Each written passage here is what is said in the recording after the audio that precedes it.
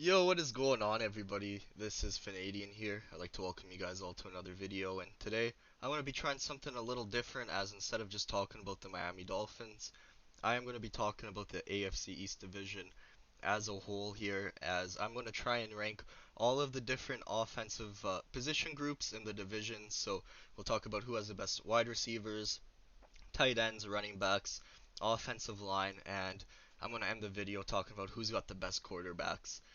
So essentially, the way I'm doing this is, since the 53-man rosters haven't been officially announced yet, I'm just going off of what ESPN has as the current depth charts for all the teams. I got them pulled up on my second monitor here, so that's why you might see me looking over to the side a bunch during this video, as I'm just referencing to make sure I get these names right. And we're gonna just be doing this on tierlistmaker.com, as that seemed like a pretty effective way to do this video. So let's start with the wide receiver rankings here. Let's see who has the best wide receivers in the AFC East. And I think that question is a pretty easy one. It's the Buffalo Bills.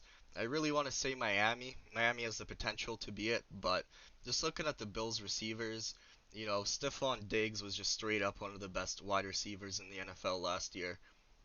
He's in the debate for like best if he continues to play like he did last year. Emmanuel Sanders is a great free agent addition for this team.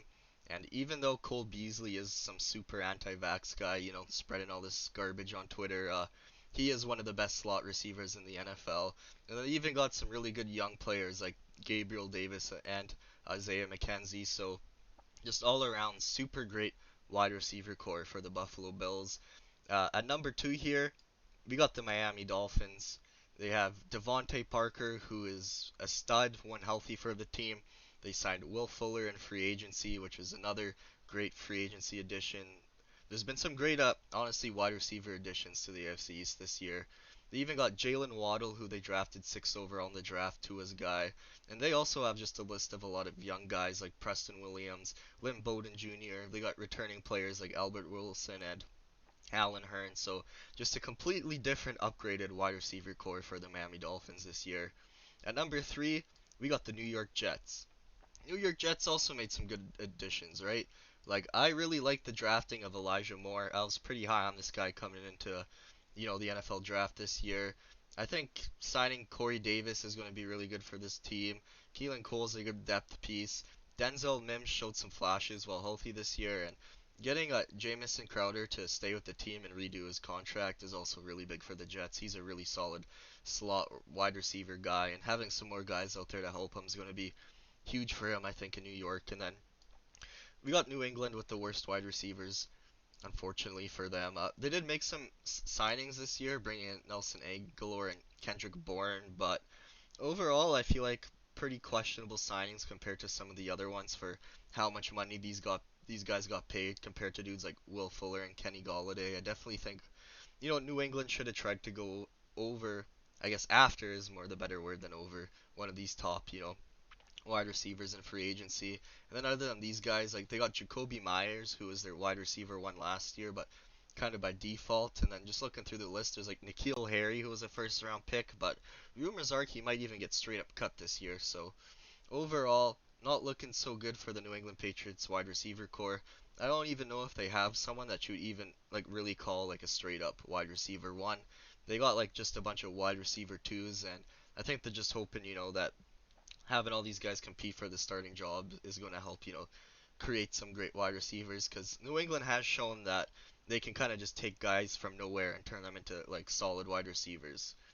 But one of the reasons why it's okay though for New England to not be super strong at wide receiver is, let's do tight ends next. If we do like the tight end rankings, it's gonna look something just like this here, with them at number one. The signing of Hunter Henry and Jonnu Smith is absolutely huge for the Patriots. Like, the fact they don't have some really great wide receivers will be okay, just because I think we're going to see them running just a ton of like two tight end sets, and both these guys are just absolute beasts, and they're really going to help just elevate this New England passing offense. And I'm really scared, we might see them go back to like how things were before with Gronk and Hernandez. At number two, we got the Finns. I honestly think the Dolphins have the best overall tight end in Mike Gesicki. It's just that they don't have a dynamic duo just quite New England's. They got Durham Smythe, who's a really solid number two. Hunter Long, who they drafted in the third round. He's a rookie tight end. The expectations for rookie tight ends is usually pretty low, and it takes some time for them to develop. And it is kind of hard to rank, rookies over developed NFL players. So I got Dolphins at number two here. Buffalo at number three. They got I just want to make sure I say his name right here. Dawson Knox. He is a solid starter, and Jacob Hollister is a solid like tight end too. So it's not like Buffalo is bad at tight end. It's just that I feel like New England and Miami are just really good at the position. And then New York at the bottom of the list. They got their guy Chris Herndon, who Jets fans have been trying to hype up the last couple of years, but I feel like he's just been a giant disappointment for them. And then after that, it is just sorry, I just kind of burped into the mic there. Not really looking too great for the Jets. So that's the tight ends. Let's go on to you know, offensive line. Screw it, I'll leave that little burp there. So offensive line, I think it's going to look something like this with Miami going all the way to the bottom of the list. New England at number one. Pretty undebatable, right? Their offensive line is just absolutely stacked. Like, if I just go over the list here, Isaiah Wynn, Mike Uwanu, David Andrews, Shaq Mason, Trent Brown, just five studs. Nothing more to say. Buffalo, super strong when it comes to the tackles, a little weaker on the inside, like the interior, but still solid and not bad. Overall, like good O line for the Buffalo Bills. The Jets and Dolphins both had pretty putrid O lines last year, but the Jets did make quite a few free agency moves. They didn't make any like huge splashes, but they still brought in some solid players, and they have some really nice young developmental players with Mekhi Becton, who looked really good in his first year, and drafting Elijah Vera Tucker in the first round, I feel like can be really big for New York. And then Miami at number four. Their O line will be better this year, but overall, I feel like it's not going to be super great. And for it to be great, they're really relying on a lot of things to go right. The Dolphins, they need all three rookies from last year to step up big. We need one of the rookies from this year to come in here and just be hot right out the gate. And we need Matt Skura to come in here and just ball out as a starter, which the odds aren't super high. I honestly thought we'd see the Dolphins like bolster up the O line even more coming into the season, but I guess they have some faith in the young guys, and we'll just have to see how good they do. But for until the season starts and we see some of these young guys really develop and prove themselves, the Dolphins have the worst O line in the AFC East. So let's do running backs because I feel like this might get pretty controversial because I think the running back rankings are going to go something like this with New England having the best running backs in the division. I feel like that's honestly not too debatable, right? Like Damian Harris was the best running back in the AFC East last year. They got Sony Michel and then James White coming back, the pass catching specialist, is really huge for New England. We're going to see them run the football a ton. Miami Dolphins at number two. Some Buffalo Bills fans are probably going to be salty about this, but I think Miles Gaskin, is going to show that he's the second best running back in the division this year. And I think one of the things that puts him above the other running backs below him is just he is really good at pass catching, and he was one of the top players in scrimmage yards last year. And I think a lot of people are sleeping on him, and he's going to have a nice chance to prove himself this year. I also think Malcolm Brown helps fill a big hole the team had as they just had a bunch of little speedsters, not like a bigger bruising back. And then you never know with the young guys, Sullivan Ahmed can make a huge leap like Gaskin did, and you never know with guys like Jared Dokes, he could come in here and play pretty good. So Buffalo at number three. I honestly think overall, like for Buffalo, their running backs were definitely the weakest part of their offense last year, and they didn't really do too much to make their running back room better. Devin Singletary and Zach Moss, I would say if you just kind of compare them to other running backs in like recent drafts that were drafted around them, I'd say overall like pretty disappointing. And Buffalo Bills fans are going to say they got better RBs, but I think personally, if you just go running back for running back here, I think Gaskin is better than Singletary. I think as of right now, Malcolm Brown's better than Zach Moss. Zach Moss was a rookie last year, so he definitely has more of a ceiling. And Breida was on the Dolphins last year, and he lost his job to Gaskin and Ahmed, and didn't see the field a lot towards the end of the season, and only really saw it when the Dolphins were dealing with a lot of injuries. And New York at number 4, they did draft Michael Carter, who was one of my draft crushes. I think this guy has the potential to be really good. Other than that, they got Tevin Coleman, who hasn't done too much since leaving Atlanta, and the other guys, Ty Johnson and Michael P. Ryan, are kind of whatever unless they come in here in year 2 and just make crazy leaps.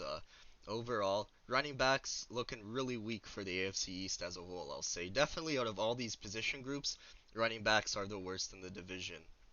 So let's end it with quarterbacks, as this is the one that most people are probably the most interested in. This is the one that most people care about the most, and this is when things might get the most controversial. Because I think it all looks just like this. Buffalo Bills with Josh Allen and Trubes, Mitchell Trubisky as the backup. By far the best. You can't argue it. Josh Allen was absolutely electric last year. As a Dolphins fan, it hurts to say, Josh Allen carried my fantasy football team. This dude was a beast, and I am kind of on the Josh Allen train. Even as a Dolphins fan, I do have kind of a hard time, not rooting for this guy, which is probably a bad thing for me to say, but I'm willing to admit it. I like Josh Allen. He got a ton of hate in his first couple of years, and seeing him develop like he did was pretty sweet. So I think he's definitely the best quarterback in the division, and the second best quarterback in the division is Tua Tagovailoa. He played way better than Cam Newton last year, and I think we're going to see Tua take another big leap. They also have Jacoby Brissett, who is one of the best backup quarterbacks in the NFL, and that's going to help Miami out a lot, especially when you compare them to the Jets, who, other than their rookie Zach Wilson, they don't have anyone else, right? Like, I got the Patriots over the Jets just because if something happens with McCorkle Jones, they still have Cam Newton who could step in. I think all the people trying to say that McCorkle Jones is a better prospect than Tua are just straight up smoking crack. It's revisionist history, and they're essentially just changing what they were all saying last year, right? People were talking amazing about Tua going into the draft last year, tank for Tua and all. No one was saying any of that about McCorkle Jones, other than there were some San Francisco rumors that they might take him third overall. That was just all smokescreen, and he fell to the Patriots at 15. I do have him over Zach Wilson, but just for this year because I do feel like Mac Jones is going to be a better day one starter. I think my main issue with Zach Wilson is it's not that I hate him and don't think he's going to be good. I just think it's going to take him some time to really adjust to playing in the NFL coming from BYU. There's a huge difference going against this Dolphins and Buffalo Bills and New England defense than there is compared to the defenses that he's played. He has a lot of raw talent. It's just that I feel like it might take them some time to fully unleash it. But at the same time, with these rookies, you really never know. I can't rank them over players that have played before already because we honestly have no idea how good these guys would be, right? Like Justin Herbert. Zach Wilson could be like Justin Herbert last season and just come in and just totally surprise everybody and break a bunch of rookie records. But as of right now, just on paper, before, preseason and anything, this is just how I'm feeling about the quarterbacks. And yeah, so that's essentially just my thoughts. This is how I feel about all the position groups. These are my rankings. Let me know how you guys feel about them. Would you make any changes? I'm sure there's got to be some disagreements out there. If you liked the video, like it. And you know what? If you didn't like it, dislike it. And leave a comment letting me know why you didn't like it. But if you did, and you want to see more videos, subscribe. Let me know what other kind of videos you want to see. Thanks for watching this video, and hopefully I see you in the next one.